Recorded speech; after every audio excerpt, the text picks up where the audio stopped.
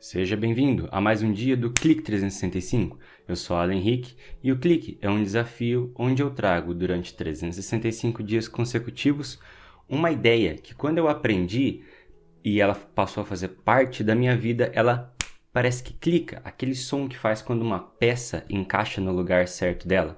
E como clicou para mim, eu espero que clique para você também. E no clique de hoje, 110, A Chegada.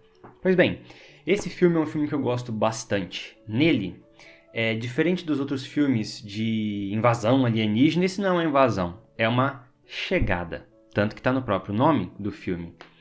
Onde 12 naves chegam, 12 conchas chegam em lugares diferentes no mundo e uma delas chega nos Estados Unidos.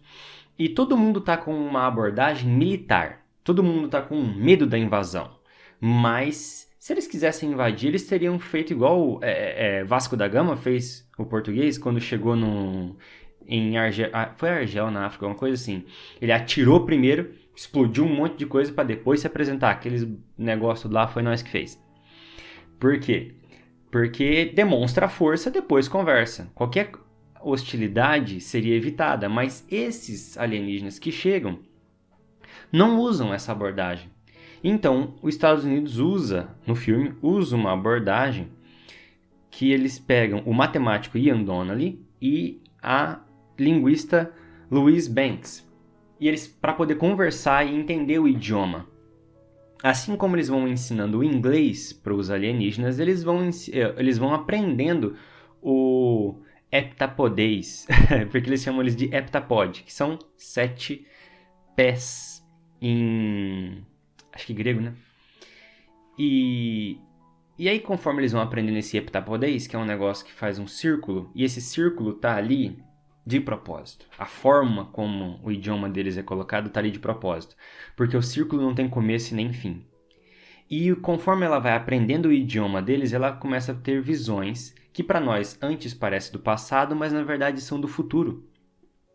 E o Ian Donnelly ele traz cita no filme a hipótese de Sapir-Whorf. São 2 linguistas que diziam que conforme uma pessoa aprende um idioma, ela tem uma cultura em volta daquele idioma.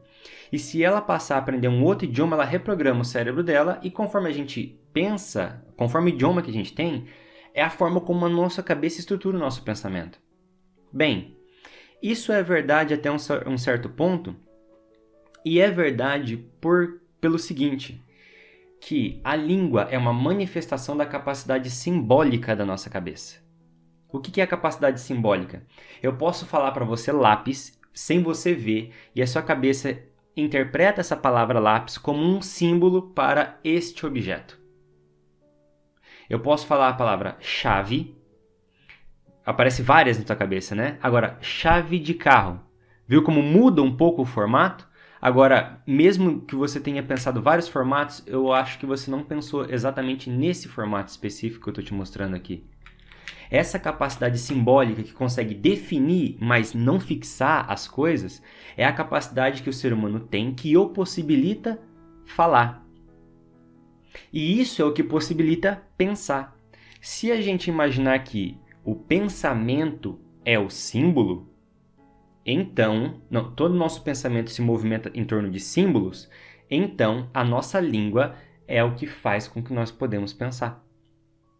Agora, mas quem não tem idioma não consegue pensar? Bem, é muito complicado e existe um caso muito extremo que é de uma menina que nasceu cega, surda e muda. E ela parecia um vegetal, ela tinha comportamentos animalescos, comportamento aleatório e ela vivia num convento. E aí ela chega uma hora que ela pega uma faca, né? E ela começa a ficar brava porque a freira tirou a faca dela. Naquela coisa, a freira pega e faz um sinal assim, ó, na mão dela. Faz esse gesto na mão dela. E entrega a faca para a menina. A menina se acalma. Foi aí então que apertar pontos específicos na menina ou sinais era possível se comunicar, porque a menina aprendeu seu primeiro símbolo. E a partir daquele ponto central, foi se originando outros símbolos. Certo? curioso, que eu não sei se foi bem exatamente nesse caso, que se tentar perguntar para a menina o que ela lembra de antes dela aprender esse símbolo, ela quase não consegue explicar. É quase por isso que a gente, quando é pequeno, não consegue explicar o que a gente sabe, o que a gente pensava antes, porque a gente não tinha linguagem.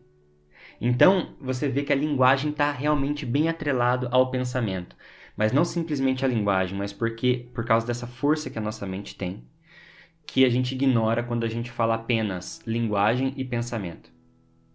É a capacidade simbólica, que é representar algo que não está presente fisicamente, que não está presente em nosso tempo e que é abstrato e que não tem um corpo físico, por um símbolo. Então, mais pra frente no filme você percebe que ela começa a ver o futuro porque isso foi possibilitado por ter aprendido a língua deles. Os símbolos dele fez com que ela conseguisse pensar em uma forma que o tempo não fosse mais limitante. Bem, você faria as mesmas coisas que você está fazendo hoje se você soubesse que no final ia dar errado? Pois bem, ela começa um casamento que ela sabe que ela vai se separar. Ela tem uma filha que ela sabe que no final da jornada ela vai perder a filha muito cedo. Então, eu parei para pensar e esse filme me fez pensar no seguinte: nós já sabemos aonde a gente vai chegar. No final, não importa o que aconteça, o nosso corpo físico, não importa se você é espírita, qual é o tipo de abordagem que você tem na vida após a morte. Sabemos que existe a morte do nosso corpo físico. E no final a gente sabe que a gente não vai vencer. E a gente chega nessa consciência por meio da linguagem, porque a linguagem consegue expandir o nosso horizonte de consciência. A linguagem consegue nos ajudar a aumentar a nossa capacidade simbólica. E quando aumenta a nossa capacidade simbólica, a capacidade de raciocínio acompanha. Então, a abordagem do filme eu achei ela muito interessante, mas eu não imagino que a gente possa ter uma linguagem onde seja tão específico as coisas que nós possamos prever. Mas eu imagino que quando a gente começa a entender a estrutura da lei causa e efeito, nós passamos a entender mais como as coisas funcionam e como mesmas causas levam a mesmos efeitos, a gente começa a ter uma ideia de futuro. Por quê? Porque nós começamos a entender as causas que estão acontecendo agora. Inevitavelmente vão vir os efeitos no futuro. Pois bem, esse foi o clique de hoje. Se gostou, curte, comenta, compartilha, se inscreve no canal e até o clique de amanhã.